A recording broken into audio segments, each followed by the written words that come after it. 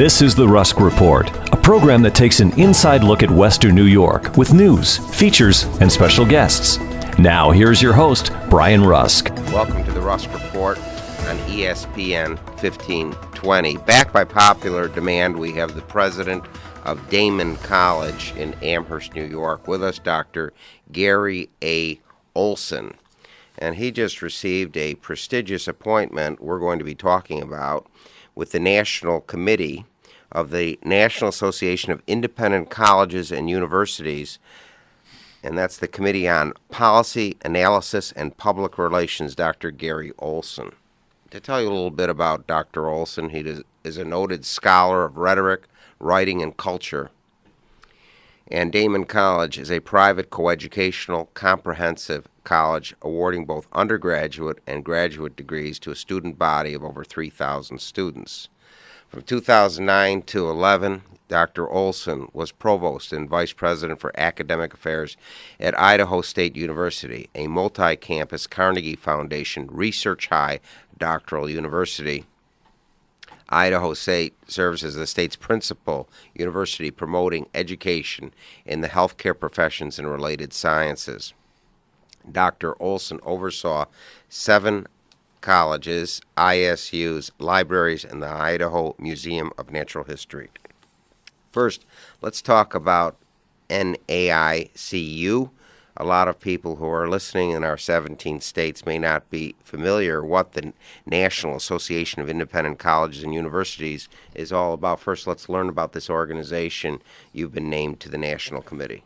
Okay, well, thank you, Brian. It's good to be here this morning. NAICU, as we call it, is a key organization of independent colleges and universities, as the title sounds.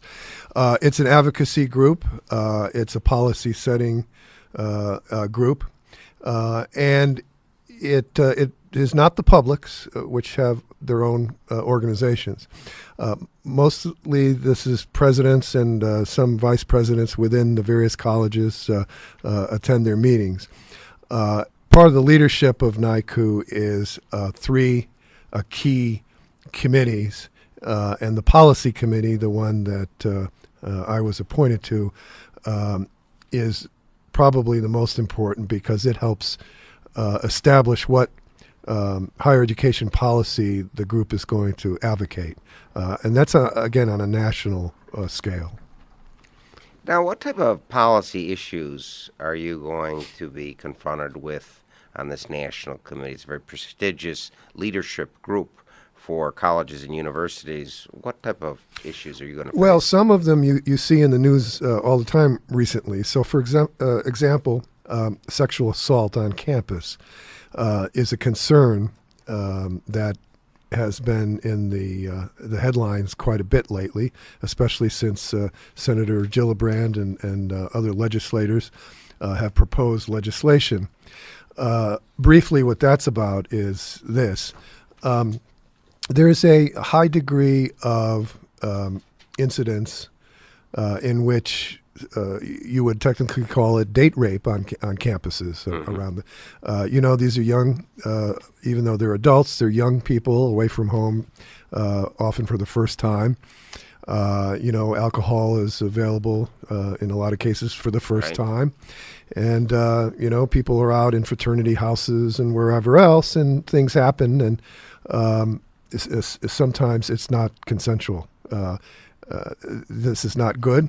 It's not good, obviously, for the victims. It's not good for the reputation of the colleges. And what has happened, I think, in some, especially of the more prestigious colleges over the years, is incidents would happen and there would be an attempt to try to keep it under wraps and, not let anybody know. Obviously, this is not a good thing. And so what is happening now is that the legislators that are pushing this want more accountability on the part of colleges and universities, because the safety of our students is, quite frankly, in our hands. Now, my college, Daimon College in Amherst, New York, has been very proactive in these, even before the proposed legislation in the education of our students about these issues. So we have a full week of educational, workshops and things, and informational brochures, and try to make students aware of the dynamics. If when somebody says no, that means no. If your partner is very, very drunk, can that person really give consent? So trying to educate these students about the tough dynamics of sexual. Let me ask you this. I think it was Rutgers University. There were allegations made, and there was international publicity, and later they found, I believe, that it was false. It was made up. How do you investigate to see if someone's telling the truth or not on the side of both parties? Right. Well, obviously, when you have literally a he said, she said Right. scenario, it's the toughest thing. But sometimes they're corroborating facts. So, for example, if you're all at a party and so on, someone sees so and so leave with somebody, and then there's a allegation that something happened. There's more to go on. Part of the educational thing that you're seeing nationally on this, by the way, is to try to empower or motivate young men to keep an eye out for even their own friends that might be taking advantage of somebody in a situation like that, and to step up and say something, before it's too late. And so you might have seen commercials, TV commercials on national TV about this, and I think that's a very good effort. It's playing on the masculinity thing. Being a man means sometimes standing up to your buddy and saying, "Now, wait a minute, Joe, where are you going right now with that person?" Right.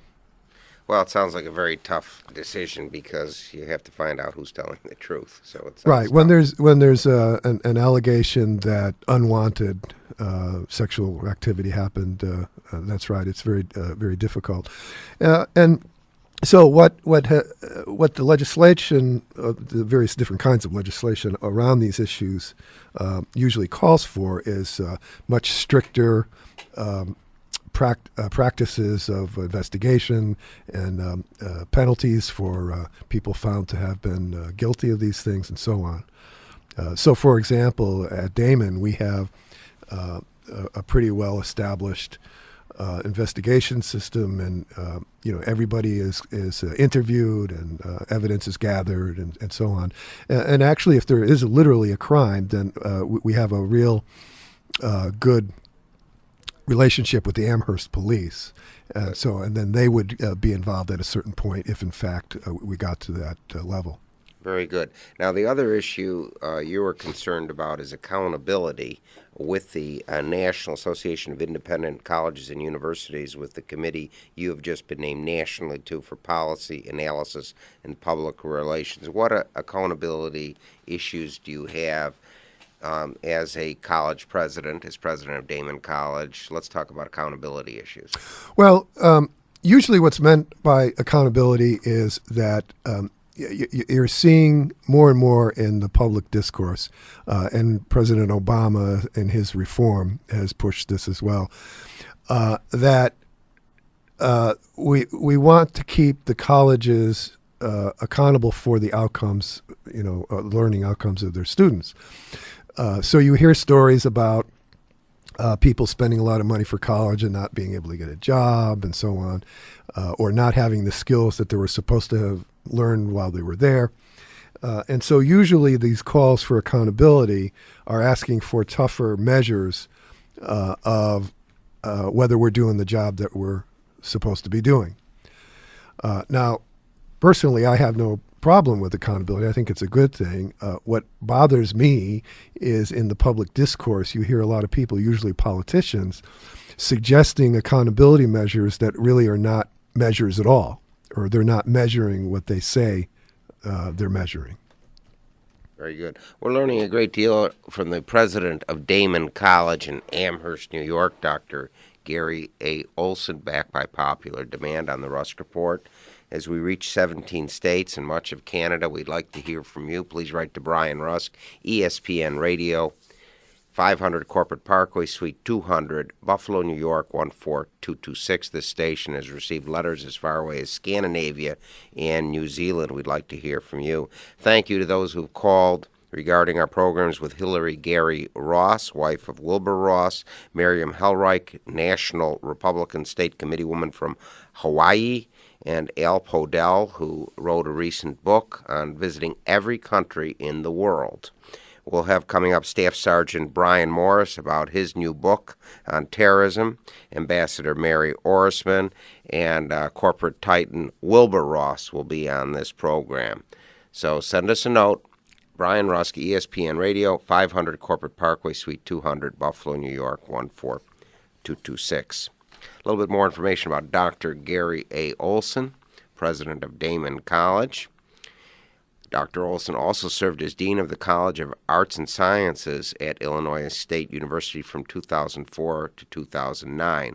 And for nearly 2 decades before that, he served as an administrator and faculty member at the University of South Florida, one of the nation's top 63 public research universities, offering 219 degree programs, including medical degree, to over 46,000 students on 4 campuses. For 7 years, Dr. Olson wrote a popular monthly column on higher education administration for the Chronicle of Higher Education, which is sort of like the Bible of college presidents and university presidents, the premier weekly national publication on higher education, and today he writes on similar topics internationally for the Huffington Post. When we had a guest on this program, Brian Haig, the author, he said that the cost of higher education is really one of the toughest challenges for the United States. How do you deal with this as president of Daimon College, Dr. Gary Olson? Well, you're right. This is one of the key, and again, this is a policy issue that we will be discussing at the NAICU meetings. But this is one of the challenges. And the problem with this issue is that it seems simple from the outside, and it's not. And by that I mean the discourse that you hear from politicians and others usually makes it sound as if the colleges are, let's say, intentionally gouging students or profiting from them. And so usually there are all these calls for keep the costs down, keep the costs down. Well, the problem is every place I know does cartwheels to keep their costs down. In fact, we usually do so much of that to a fault because we'll have sometimes our own faculty and staff mad at us because they're not getting some of the things that they need or should have believe they should have. So it's not a matter that the costs are inflated, let's say. What you're seeing, and nobody seems to be saying this in the public discourse, what you're seeing is that what you get for your college tuition nowadays is vastly different from what you got for tuition, let's say back when I went to school 30 some odd years ago, 35.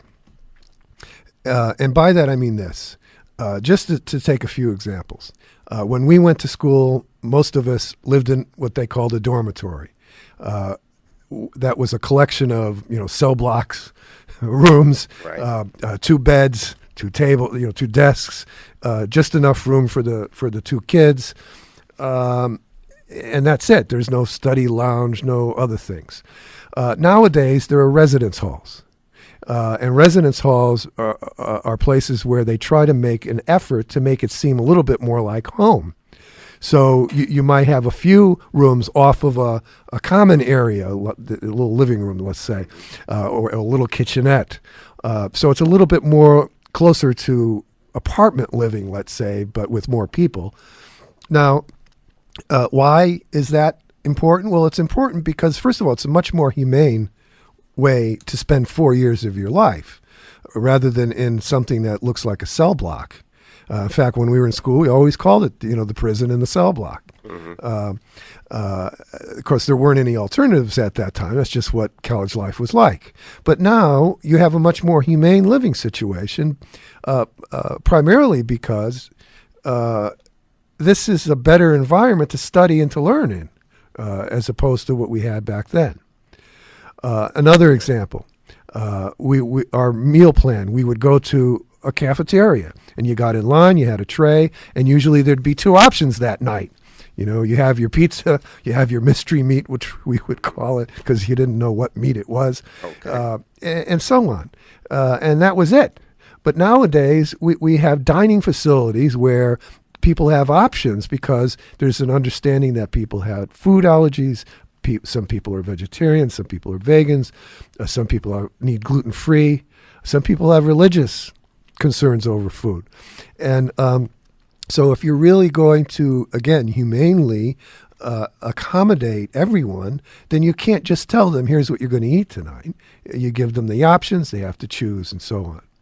One more thing. Yes. When we went to school, if we had trouble with our writing or with our math, or if we had emotional problems, we didn't have anywhere to go. We didn't have a writing center which had tutors that were trained in how to teach people writing, or math tutors trained in how to teach math, or a counselor, a professional counselor on a call who could, talk to you about your troubles and try to make sure that you're okay. But nowadays, most colleges have these kinds of things. It's really necessary, and it's necessary for student support. All of these things, dining facilities, living facilities, these support programs, they cost a lot of money. And so it's not that students are being gouged, it's that what they get for their tuition is apples and oranges different from what you used to get for tuition for college. And that's why the cost is so high. So if you really want to go way back down to where we were tuition-wise decades ago, we could do it, but people will be back again living in cell blocks, eating mystery meat, and having no support. For those who just tuned in to the Rusk Report on ESPN Radio, AM 1520, our guest, backed by popular demand, is the president of Daimon College in Amherst, New York, Dr. Gary Olson. If you're listening in Montreal, South Buffalo, or Washington, D.C., drop us a note. Please write to Brian Rusk, ESPN Radio, 500 Corporate Parkway, Suite 200, Buffalo, New York, 14226. We always read cards and letters from our Canadian and European listeners. Dr. Olson is the author or editor of over 20 books and 100 essays and articles. His most recent book is A Creature of Our Own Making, Reflections on Contemporary Academic Life. And his next book, a biography of literary critic Stanley Fish, will be published later this year. Just last week, Business First in Buffalo, New York, included Dr. Olson in the Power 250, an annual ranking of the most influential people in Western New York State. Our guest today, the president of Daimon College in Amherst, New York, Dr. Gary Olson. Now, I understand shortly you're going to be named to a statewide position with the Commission on Independent Colleges and Universities, and you're going on their Board of Trustees. Please tell us what CICU is all about, what you're going to do on the board. Okay, well, CICU, and by the way, on March 2nd, there is an election, so although I've asked to be on the board, it still has to be ratified. But you're unopposed. I think so, yeah. I don't think you'll have a problem then. Well, a truth in advertising. Okay, that's good. Yeah, CICU is a very, very strong statewide organization that supports independent colleges and universities. And they are an advocacy group in the same way that the national group NAICU is. They gather data for us. They help in Albany and Washington to get some of these policy concerns heard. And the Board of Trustees, of course, is the governing board for that organization. Okay, let's talk about this dynamic college that is becoming more and more prominent in Western New York and nationally. Daimon College, you're the president now for 2 years. Let's talk about Daimon College 2015. What's going on? Well, we're in very good shape, we're happy to say. Colleges and universities are struggling nationwide right now because of drops in enrollment. And the reason for that is the children of the baby boomers, it's tapering off. You know, they've had their kids, and that big surge in kids that the baby boomers had, we're not going to have that same number of students or young people anymore, college age young people. And so that's putting pressure on the whole system.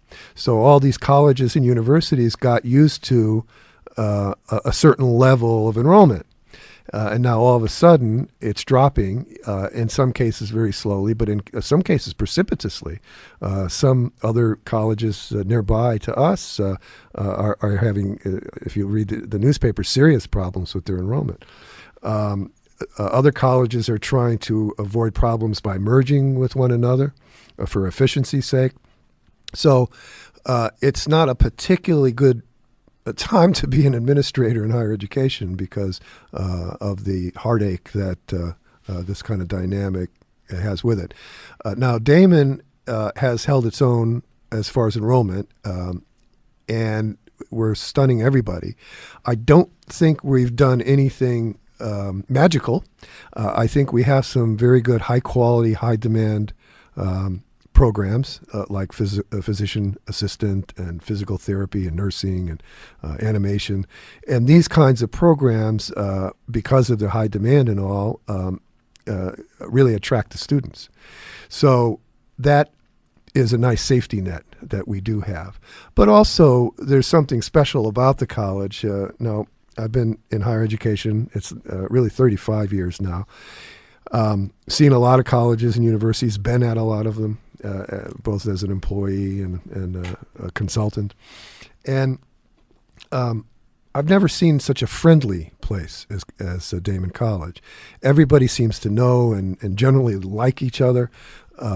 They help one another. And when you have a great workplace like that, it helps the students. It has a residual effect on the students. So they get lots of support and are warmly welcomed and everything. I'll give you an example. Just this last year, we got 2 awards.